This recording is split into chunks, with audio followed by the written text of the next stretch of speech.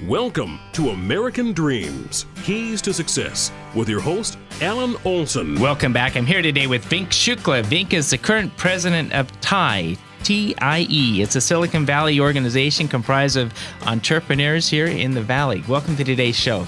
Thank you, Alan. Thanks for having me here. Now, TIE, so Venk, before you got into TIE, give me some background of your career path. Yeah, it's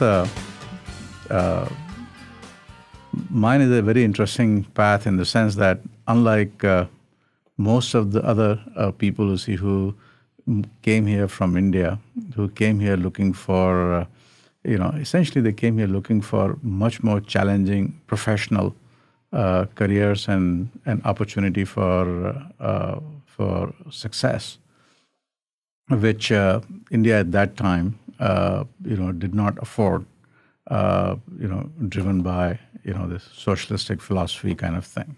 So a lot of very talented people came to US, and most of the people who came from India really were those very, very talented people, very ambitious people who felt that that they had no avenues for, putting those skills and ambitions into play in the economy in India at that time.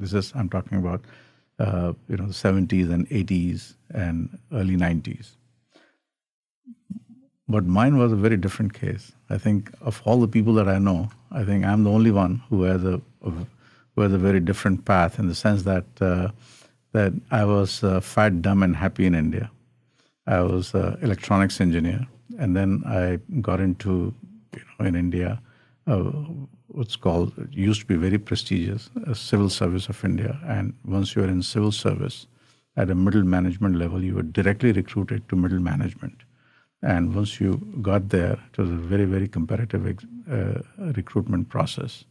One out of every, I think 1,000 person was selected. But once you got in, then essentially you had, you had opportunity to investigate corruption charges against the governor one day, and the next year, you could be supervising rural development schemes in some state, and a third day you could be looking at, maybe some aspect of running the domestic airline. So it was a dream come true kind of thing for me, and I had absolutely no desire to come here. But my wife, she went to school here in Berkeley, and she was working here, and she had made up her mind that the right place for me, being an electronics engineer, is Silicon Valley. And she managed to get me here. Now, I understand you graduated, was it from ITT or? Yeah, for NIT, National Institute of Technology in India. National Institute of Technology there in India. But your education was furthered here in the U.S. by going to? I went to MIT. MIT. Right. I went to MIT. And once, so she was trying to get me here, and she was already here working for Westinghouse in Sunnyvale. And so she was trying to get me here. I was trying to get her to move to India. And then we compromised, and I said, okay, I always wanted to do MBA from US. So I'll come and do my MBA, and then we'll decide. And then you know who won. They always win, right? Yeah. Yeah. So then your career path. So you got here, and did you say immediately, I want to go start a company, or how did you? No. Actually, I had no idea because all my career in India, I was in government. I was a bureaucrat. And that's the last thing bureaucrats think of. For me, it was just a journey of self-discovery. My first company was a big company, Teradyne. And, I was successful in that. And then I got recruited by a company here in Silicon Valley, Cadence.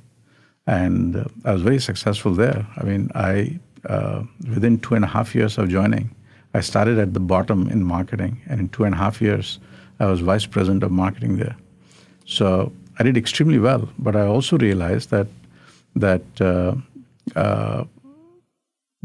I'm spending a lot of my time on things that I don't like to do, which was attending meetings, preparing for meetings, and following up from meetings. And I actually did maintain a calendar, and I found that something like 80% of my time was meeting related, was being spent. The thing that I enjoyed the most is working with engineers or working with customers.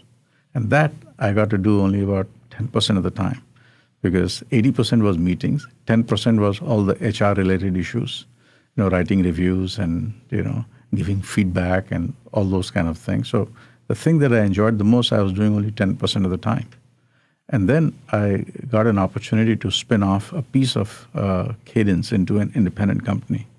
And that thing didn't go anywhere, but I had a blast. And I realized that, for me, a startup is great. This is a long time after I showed up here. This is after 12 years of working. I finally realized that a startup is my home. So I'm visiting here today with Venk Shukla. He is the current president of TIE, a Silicon Valley organization comprised of entrepreneurs. Venk, we need to take a quick break. We'll be right back after these messages, and I want to get back into your startup venture. We'll be right back after these messages.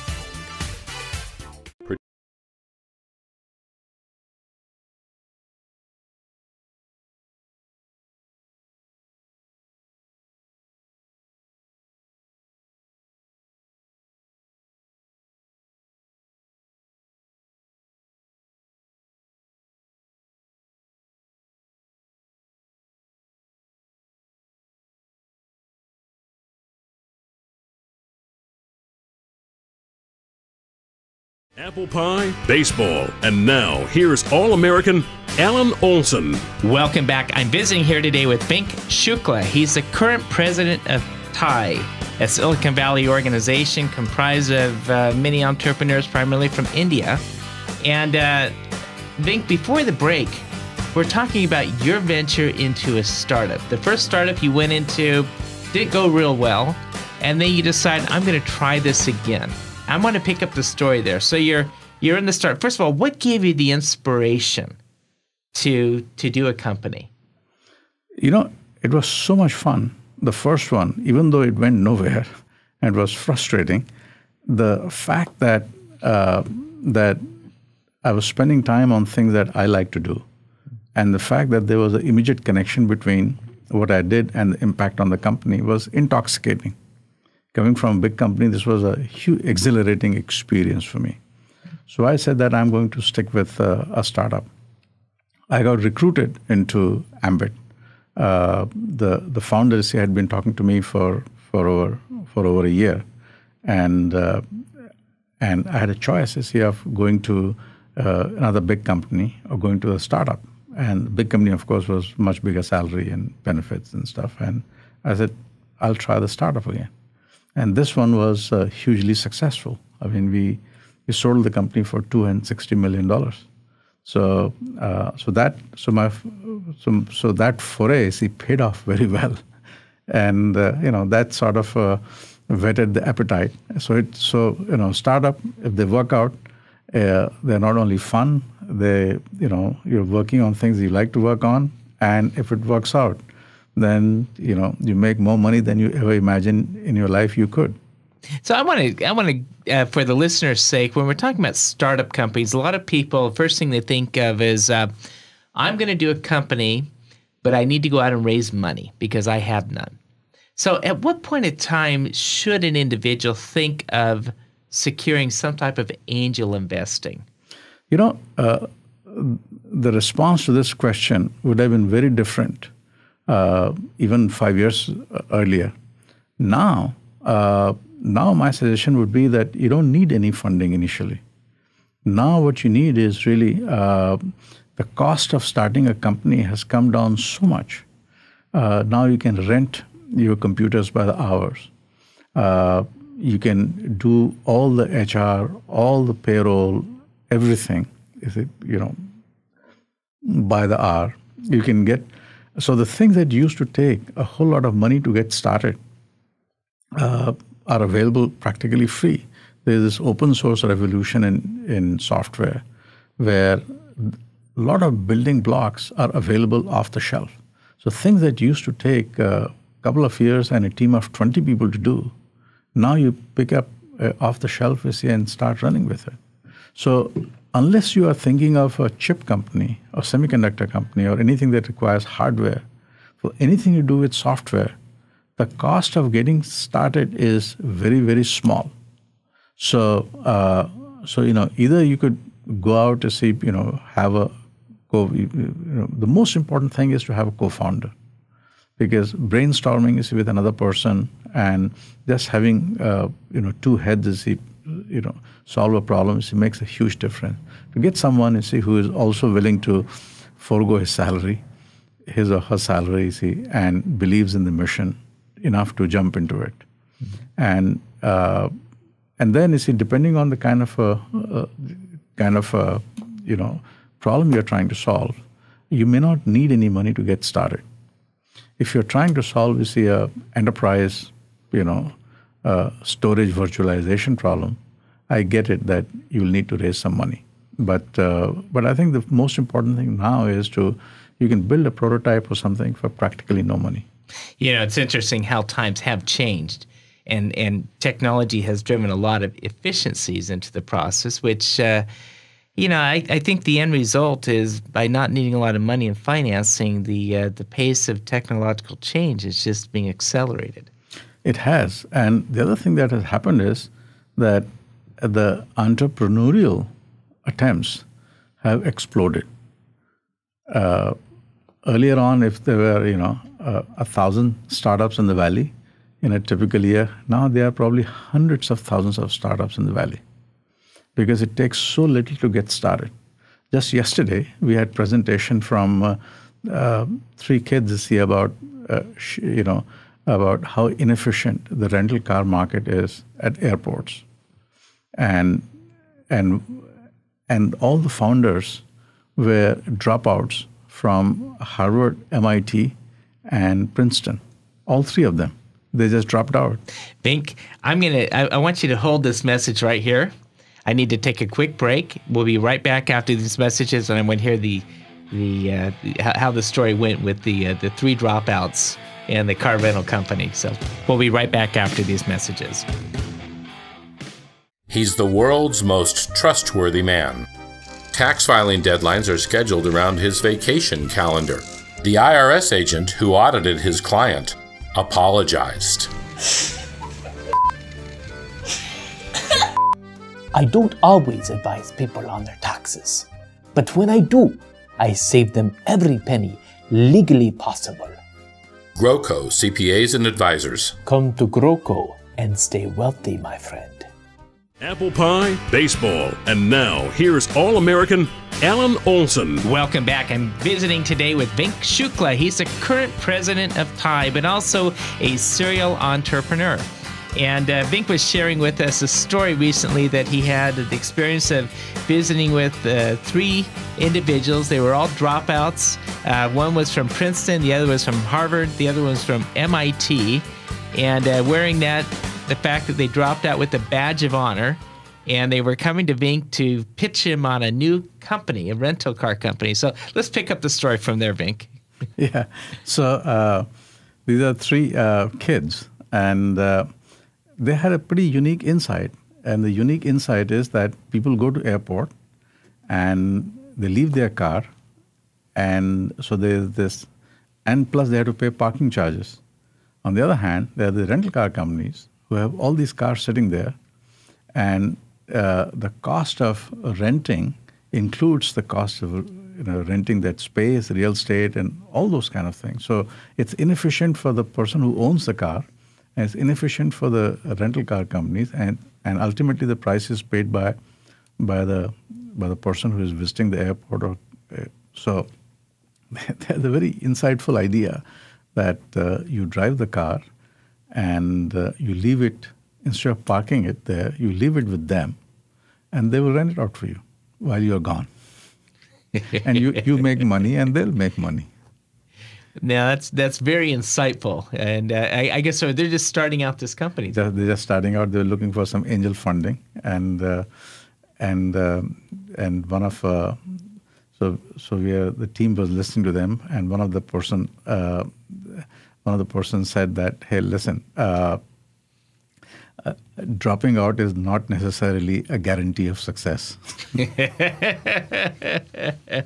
Yeah, I can't see him giving the keys to his Maserati to the three kids.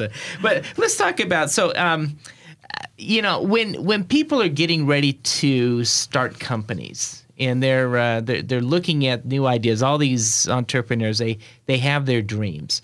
But what's one characteristic you believe every leader or every person starting a company should possess? In other words, if you're saying, it would help the likelihood of their success in their venture.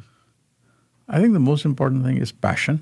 I mean, you have to have belief in what you're doing, because, no sane, rational person will ever do a startup. The cards are stacked against you from day one. So unless you have overwhelming conviction in what you're doing, you will not be able to get the investors to get excited about you or your company. You will not be able to recruit quality people. You will not be able to convince customers to take a risk on you. So you have to have this incredible amount of conviction, which is almost irrational. Because a rational person is, he would look at the trade-off and say, why should I do this? That's interesting. A lot of people from the outside, they're looking at these entrepreneurs and they focus on all the successes, but not many successes actually come to fruition. I guess I don't know what statistics are. Do you know any percentage? The failure rate is very, very high. Yeah. Extremely high. And depending on the segment, so if you are doing something on targeting the consumers on internet, the failure rate there is incredibly high. Mm-hmm. I mean, I think I would say 99.5% probably companies fail there. If you are focusing on enterprise and you have a deep domain expertise, then I would say, and you have a track record, then I would say that the failure rate goes down. But nevertheless, it's not a slam dunk. That's why I'm saying that, rationally, if you look at it, by doing a pros and cons and weighing this versus that, you'll never do a startup. I know a lot of people who all say that I want to do a startup sometime. I've been watching them for a long, long time. Every time they get an opportunity, they look at what their package is, all the benefits there are and stuff, and versus all the risk, and they never make the switch. So, what you're seeing out there in the Valley now, do you see any trends? Yes. One big trend is emerging, which is that the fascination that the investment community had with consumer internet has practically disappeared. And now people are back to what Valley has always been known for, which is solving,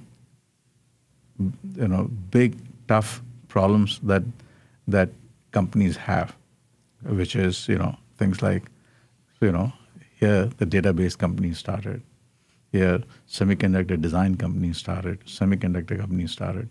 So essentially, what was happening is in the last 4 or 5 years was that, you could drop out of a college and, start a company.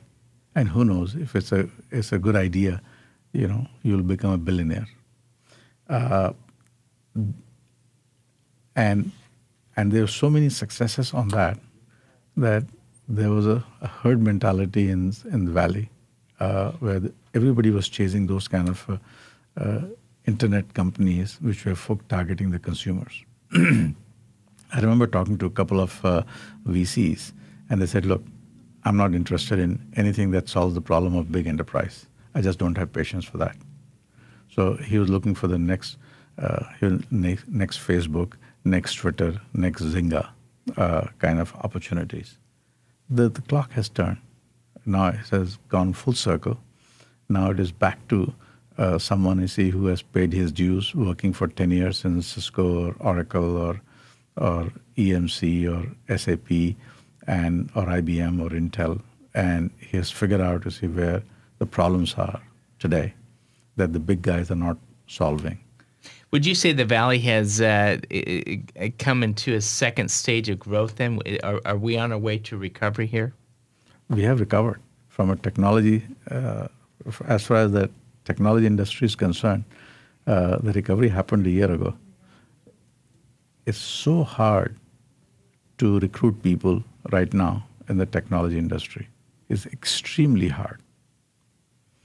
So, and all kinds of people, not just programmers. So, as far as the technology industry is concerned, the problem is the other extreme now. So, Venk, we just have a few, short time here, but people that want to find more information about TIE, how would they do that? They should just go online. It's TIE.org, www.sv, Silicon Valley, .TIE. And that's TIE is TIE. TIE.org. www.svtie.org. Yeah. And TIE stands for the Indus Entrepreneur. And you have a conference coming up? We have annual conference coming up in May. We always hold it, on the third weekend of May, Friday and Saturday. And we've been doing it for 20 years now. And it's, Worth magazine, had rated TIECons to be in the top 10 conferences worldwide for ideas and entrepreneurship. Along with, we're very humbled, along with TED, along with World Economic Conference, so World Economic Forum. So, we get about 4,000 people, and we get who's who of the technology industry and others to come and speak to us. And we never pay our speakers a dime.